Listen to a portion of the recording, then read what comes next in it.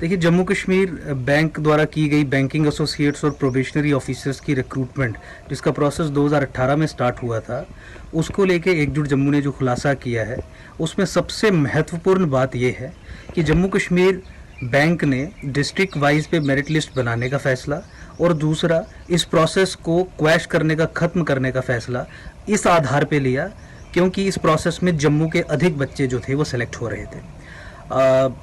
ये उस व्यक्ति के मुंह से ये बात निकली है जो व्यक्ति उस समय जम्मू कश्मीर के गवर्नर थे, जिनके पास सब ऑफिसर्स रिपोर्ट करते थे, जिनके पास सब तथ्य, एविडेंस, इंफॉर्मेशन पूरी थी। उनके द्वारा ये कहना कि अधिकारी जम्मू के जो बच्चे जो एजिटेट कर रहे हैं कि जम्मू कश्मीर बैंक का रिजल्ट डिक्लेयर किया जाए, उनसे झूठ बोल रहे हैं। दूसरी एक महत्वपूर्ण चीज़ है और सबसे इम्पॉर्टेंट, मैं ये आपके माध्यम से दर्शकों को ये बताना चाहूँगा कि 370 और 35 से जब खत्म हुआ था, तो उसके कुछ देर के बाद ही एकजुट जम्मू ये कहना हमने शुरू किया था सिचुएशन को देख के और पॉलिसीज़ को देख के कि 370 और 35A को ख़त्म करने से जम्मू के खिलाफ जो डिस्क्रिमिनेशन है, जो स्टेट स्पॉन्सर्ड डिस्क्रिमिनेशन है, वो ख़त्म नहीं होगी। क्योंकि 370 और 35A को ख़त्म करने से केवल और केवल de jure Islamic State of Jammu and Kashmir dismantle हुई है। जब तक de facto Islamic State of JNK को आप डिसमेंटल नहीं करेंगे, जो प्रायोरिटीज़ के लेवल पे एग्जिस्ट करती है, जो पॉलिसीज़ और फॉर्मुलेशंस के लेवल पे एग्जिस्ट करती है, जो स्टेट अपरेटस में उन अधिकारियों के लेवल पे एग्जिस्ट करती है, वो ज्यों की त्यों हैं।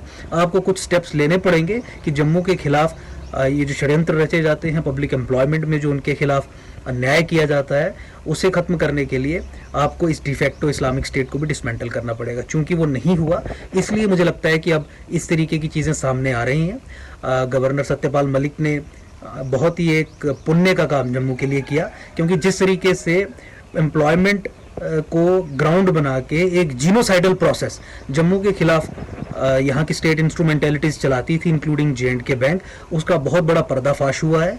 मुझे नहीं लगता कि इससे ज़्यादा impeccable piece of evidence Jammu वालों के पास कभी भी आ सकता था।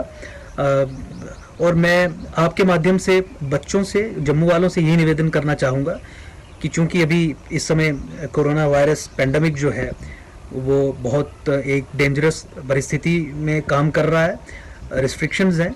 जब तक ये रिस्ट्रिक्शंस लागू हैं, तब तक आप इस इशू को सोशल मीडिया से ना जाने दें। इसे ट्विटर पे ट्रेंड करवाएं, इसे फेसबुक पे, व्हाट्सएप पे एकदम पब्लिक डोमेन में इसे उजागर करके रखें, इस पे चर्चा करें और किस तरीके से और किन कारणों से जम्मू के खिलाफ ये साजिशें रची जाती हैं, उस पर व्यापक चर्चा करें।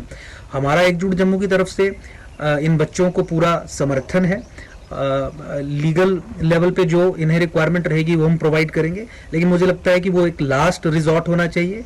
कोर्ट में जाना एक एक्सट्रीमली लास्ट रिजॉर्ट होना चाहिए इस तरीके के केस में। ये हमारे सर्वाइवल और एग्जिस्टेंस की बात है।